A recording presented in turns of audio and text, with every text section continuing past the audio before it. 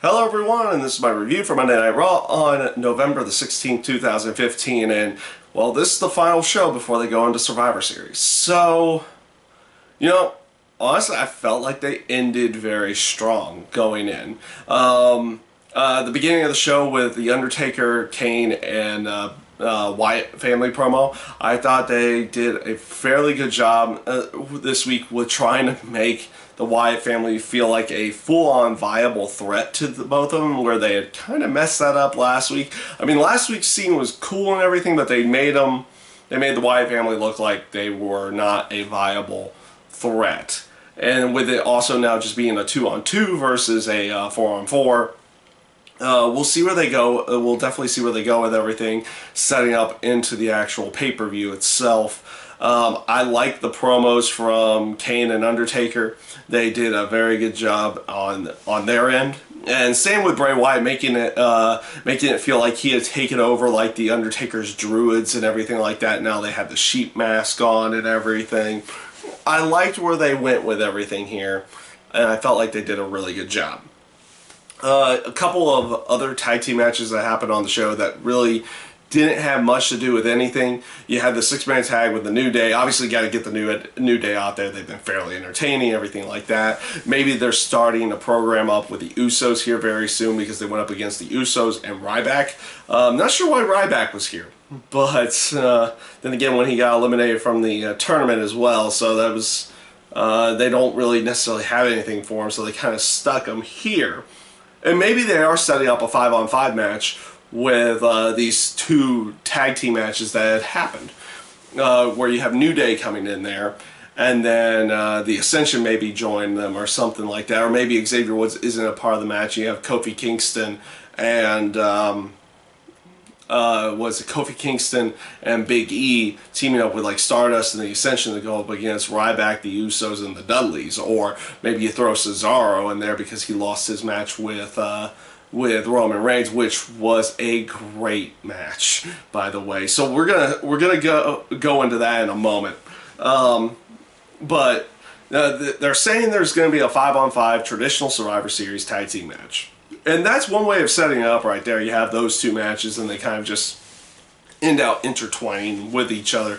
There's not going to be much setup with that one, unfortunately. I would like to have seen a better setup for a traditional Survivor Series tag team match in some way, shape, or form, but you're kind of just going to get one of those matches on the actual pay-per-view. Tyler Breeze going up against R-Truth. This was useless, honestly. Where are they going with Tyler Breeze? In every sense of the word here. I know you have to try to build him up by facing people that would be considered less than at some point, but like even his bit with Summer Rae with the lip gloss during the match, it didn't really fully fit with his character. Like the whole character itself is kind of it is a narcissist type character, but he should be doing things to just protect his face from getting hit during a match or something in that sense. You didn't even really need the lip gloss thing. Honestly, in a sense of what his character was in NXT, he wouldn't want to be anywhere near Summer Rae in that sense. He feels like he would be too gorgeous for any one woman. In that sense, so it's really weird where they're going with him right now on the main roster. I'll give it a chance. I like where they were going with him more on NXT so far than where they were going with him here and now. But we'll see where they go with everything here. And also very weird that he didn't have any interaction with Dolph Ziggler at all on this Raw. It was just like no interference during his match with Dean Ambrose or anything like that. It was just kind of, they kind of glossed over everything. They didn't really have them interact with each other.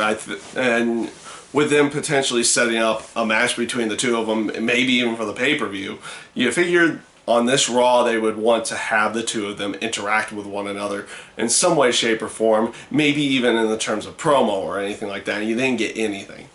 So this brings me into all of the quarterfinal matches for the WWE World Heavyweight Title Tournament. Obviously, they're setting up for just semifinals and finals for the pay-per-view, and I will go off and say I enjoyed every single one of these matches. They all had purpose, obviously, because you're trying to set up going into the final four, going into the pay-per-view. But not only the aspect that they had purpose, they were all really good matches. They did, like, like everybody worked well together. Neville and Kevin Owens match was just phenomenal. I loved what they were doing there. They were teasing. They're teasing good spots in there, teasing finishes and everything in there. I like the aspect that they are, even though he doesn't hit the red arrow, they kind of protect that move by nobody's kicking out of it yet. They've been protecting that move this entire time. I like the finish with the pop-up powerbomb at the end, kind of just coming, like Kevin Owens just kind of hits it out of nowhere in some cases, and that's how they've been going with him as of late. Alberto Del Rio versus Kalisto. I thought this was a really good match as well. Kalisto got to show off a little bit more with what he could do in the ring, and he had a good opponent in there with Alberto Del Rio.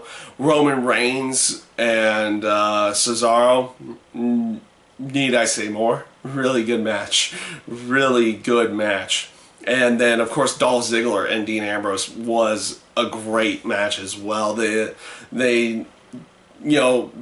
you know how Dolph Ziggler works. He's always been a good person of selling the moves and everything like that. And just the two of them worked really well together.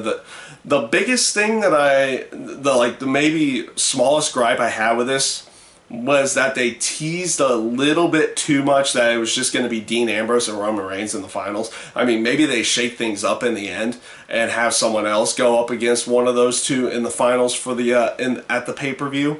But they teased that one a little bit more, and like Kevin Owens and Alberto Del Rio, and I mean they even did the segment before Roman Reigns even knew, before like the fans knew it was Del Rio versus Reigns, where they kind of teased the two of them. It kind of left those two just on the outside, and that they're just there. So I mean maybe they'll do something on SmackDown before then to kind of change that a little bit, but they definitely on Raw here teased that one a little too much. They didn't really tease the aspect of, it could be Ambrose versus Del Rio, or Reigns versus Kevin Owens, or Owens versus Del Rio, or in that sense. Though most people know it's going to be pretty much Reigns and Ambrose in this case. But they could have done something to try to tease those other potential three matchups in there, which is what I feel like they failed to do in this case. Now, this brings me to the final point of the show. And honestly, I was kind of shocked that they had this segment go on last. The contract signing with Charlotte and Paige for the Divas title at Survivor Series. The only one of the main reasons why you could say they could have put it on last was because, well, they're in North Carolina, they're in the Charlotte area, Ric Flair, all that kind of stuff. So that works there. So getting that out of the way, what they did, I get what they needed to do here. They needed to make this personal. They've kind of teased it as being a personal rivalry this entire time, but they needed to do something to sell it as this is crazy personal between the two of them. And the aspect, I'm not one to say that I was appalled that they used Reed Flair in there. I get it, it's supposed to be entertainment, and they've used real life stuff before, and and honestly, it did come off a little bit natural between the two of them. It definitely got across the point that they wanted to make this a personal feud. Did they maybe overstep their bounds? Yeah, they probably did. They probably did in that sense, but you also have to go with the aspect that, yes, it's probably come out it has come out at this point in time that Ric Flair didn't know about this portion of the segment, but you would have to assume that Charlotte was okay with it. And that's all that really matters in that sense. They wanted to do something to try to sell this match and put it over the top. And man, that segment delivered. They did a really good job on this segment. Charlotte trying to conveying her emotions out, like how Paige was there when everything went down and everything like that. They delivered on the segment, and that final line just put it over the top in that sense. So me personally, knowing the fact that this is they're playing it off storyline, they're doing this, they're doing that. Yes, they used a real life situation for this storyline, but they've done this in the past, and this is entertainment, and more than likely the two of them there were approached like, hey, are you okay with doing this? And the two of them said, yeah, they were okay with it. So in that aspect, I look at the segment itself, it puts this feud over as it puts it over the top as an aspect of it being a personal feud between the two of them. It came off really well, actually, in the end, even with the aspect of that final line being delivered by Paige, and kind of being, that was kind of a sick line. That's a line you don't really cross moment area, and they delivered it really well.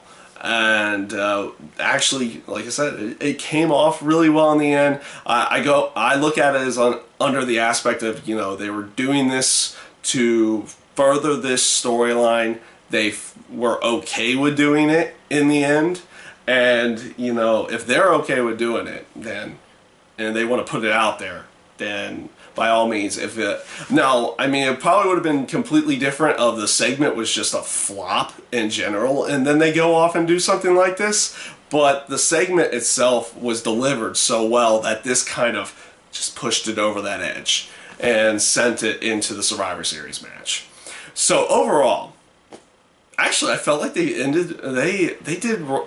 went with a very strong Raw going into the pay-per-view. I enjoyed the tournament matches. That final segment with Charlotte and Paige was a let's send this feud over the top moment. And yeah, you did have a few other matches in there that didn't really necessarily mean all that much in the grand scheme of things, but they have some potential setups towards like a potential Survivor Series, a traditional Survivor Series 5-on-5 match, and we'll see where they go with everything going into the pay-per-view itself. So, and not to mention the Undertaker, Kane, and Wyatt family promo I thought was really good at the beginning of the show as well. So like I said, we'll see where they go, how the pay-per-view comes off. I enjoyed this Raw going into it, and I thank you guys for watching, and this is my Raw review for this week, and have a great rest of your day.